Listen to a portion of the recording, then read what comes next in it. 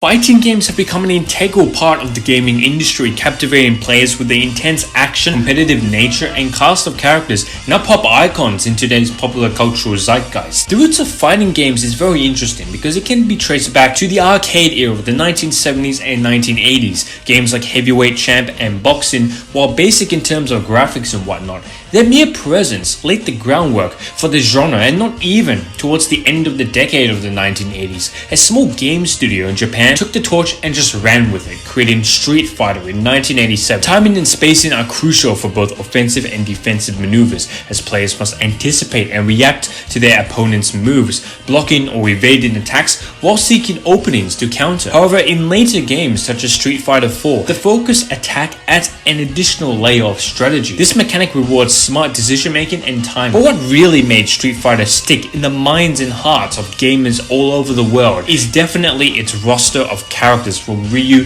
to Chun-Li to Cammy. Each character has their own unique movesets, playstyles, and strengths. Different characters have different varying reach and speed and damage output and special moves. Because of Capcom's success with Street Fighter, this saw an increased fluctuation of Street Fighter inspired fighting games like Mortal Kombat. Mortal Kombat introduced intricate combo systems, allowing players to chain together a sequence of attacks with devastating results. Combos often involve precise timing and button inputs, enabling players to unleash a flurry of strikes, kicks, and special moves. What Mortal Kombat is very well known for, especially in its later games, is its introduction of X-ray attacks and brutalities, which is now synonymous with the franchise. X-ray attacks are powerful moves that showcase bone-crushing impact, delivering visually damaging blows to the opponent. And I think that's what's so hilarious about the Mortal Kombat series. It's just so over the top with its gore. Like, people getting their backs broken, their jaw cracked, yet these guys just stand right back up. Mortal Kombat characters, they're just built different. Brutalities, on the other hand, are finishes that require the player to meet a certain condition during the match, resulting in a very bloody end to a fight. While Mortal Kombat doubled down on combo-rich gameplay with ham-fisted gore,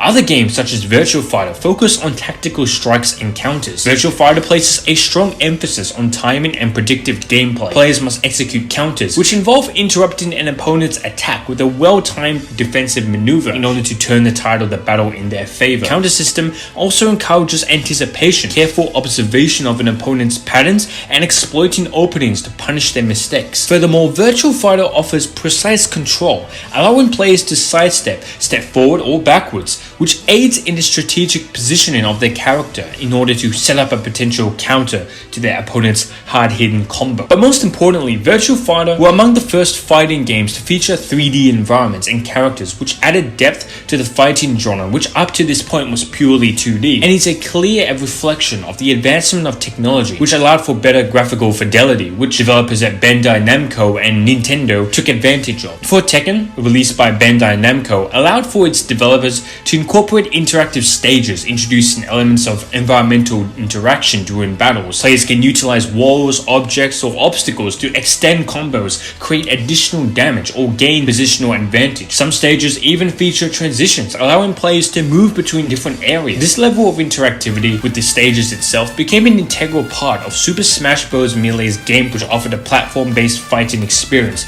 with stage hazards such as moving platforms and environmental hazards or changing terrain, adding an element of unpredictability and strategic positioning, further enriching the gameplay. However, what separates Super Smash from other fighting games in the genre is its offstage gameplay and recovery. Players can be knocked off the stage, but they do have the choice to navigate their way back to the platform. And the way they do this is different from character to character, but this acts as a sort of second chance mechanic that rewards players for recovering successfully and allowing them to capitalize on opportunities such as edge guarding their opponent that are attempting to return to the stage, turning the tide of the battle in their favor. And then there's Dragon Ball FighterZ. Dragon Ball FighterZ from the get-go allows for team-based combat system. Players can strategically switch between characters during battle, unleashing devastating team combos and coordinating powerful tagging attacks like it's fucking WWE. This mechanic encourages synergy and strategic decision making, adding depth and offering ways to go about combat to each battle. Furthermore, the key gauge in Dragon Ball FighterZ serves as a resource that enables players to perform powerful special moves and super attacks. As players engage in combat,